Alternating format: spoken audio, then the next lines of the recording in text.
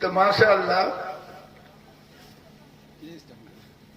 জি, কেউ খুশি হোক না হোক, আমার বাসির খুশি হয়েছে ইনশাআল্লাহ। আপনাদের যে মোহাব্বত দেখালেন, আপনারা যে প্রেম দেখালেন, তারপরে শুধু এটা নয়, কিছুক্ষণ আগে বলছে হুজুর পয়সাওয়ালা লোকগুলো সব চলে গেল। তাই আমি বললাম যারা দিবে তো দিবেই, তা শেষান্তে আমার বাপজান হরিয়কা থেকে আমারও সম্মানটাকে রক্ষা করে দিলেন। জি, প্রশংসা আল্লাহ, যিনি আসমান ও জমিনের একমাত্র মালিক। জোরে পড়তে হবে, আর একটা জোরে মোহাব্বতের সাথে সুবহানাল্লাহ। নিয়তের উপরে সমস্ত কিছু নির্ভর করে। আপনার নিয়ত যেমন হবে, একজন বুজুর্গ মসজিদের মধ্যে প্রবেশ করছেন, যে মসজিদে পাপোশ থাকে পা মুছা, ওইটাকে টপকে ভিতরে প্রবেশ করছেন। তো জিজ্ঞাসা করনেওয়ালা জিজ্ঞাসা করলো যে হুজুর পা মুছলেন না, মসজিদের ভিতরে প্রবেশ করে গেলেন? তো বলছে আমি আল্লাহর সামনে দাঁড়াবো, কত লোক এখানে পা মুছেছে, ওই বালি যদি লেগে যায় তো আমাকে লজ্জা পেতে হবে আল্লাহর সামনে দাঁড়াতে। এই জন্য পাপোশে আমি পা রাখলাম না, মুছিনি, এই জন্য ভেতরে প্রবেশ করে গেলাম। কিছুক্ষণ পরে আর একজন সুফি সাধক, তিনিও মুত্তাকি পরহেজগার, তিনিও আসলেন।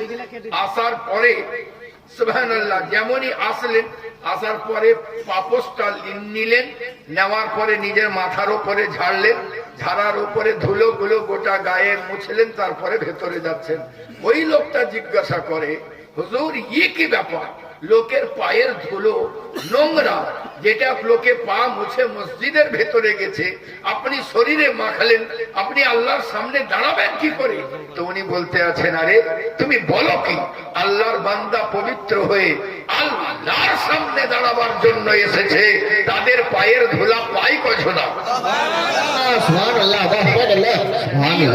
নিয়ত দুজনার দুই রকম। একজন মদিনার বুকে পৌঁছেছেন, মদিনার মুখে পৌঁছেছেন মুত্তাকি পরহেজগার, আপনার জামাতে ভাঁজ পড়ে আছে, কোনো আয়রন করা নাই, একেবারে সাধারণ লেবাসে।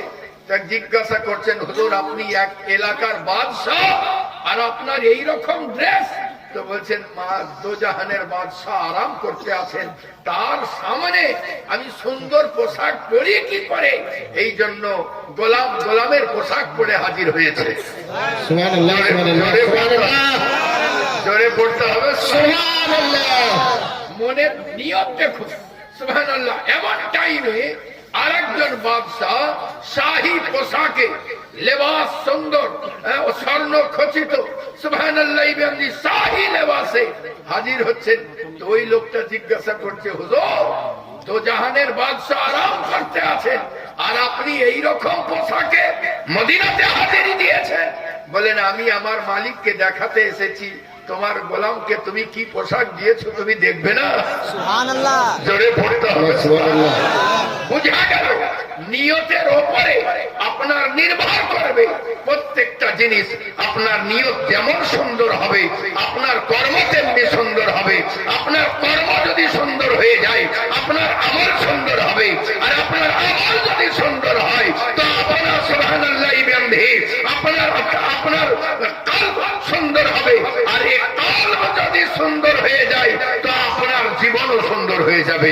আল্লাহর নবী সাহিবে লাউলা পবিত্র জবানের সাথ করতে আছেন, মানুষের শরীরের ভেতরে এক লোথরা গোশত রয়েছে, যদি ওইটা পরিশোধিত হয়ে যায় তো মানুষ পরিশোধিত হয়ে যায়, যদি ওটা সাবরে যায় তো মানুষ সাবরে যায়, যদি ওটা সুন্দর হয়ে যায় তো মানুষ সুন্দর হয়ে যায়।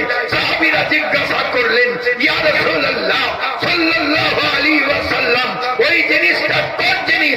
আল্লাহর নবী বললেন ওয়াহিয়াল কলব। যদি কলব পরিশোধিত হয়ে যায় তো মানুষ পরিশোধিত হয়ে যায়। সুবহানাল্লাহ। বুঝা গেল নামাজের জন্য জিসমানি পবিত্রতা যেমন দরকার আছে তেমনি কলবেরও পবিত্রতার দরকার আছে। আমার প্যারা কলবের পবিত্রতার জন্য, কলবের পবিত্রতার জন্য আল্লাহর ওয়ালিদের সঙ্গে আসতে হয়। কলবের পবিত্রতার জন্য নেককারদের সাথী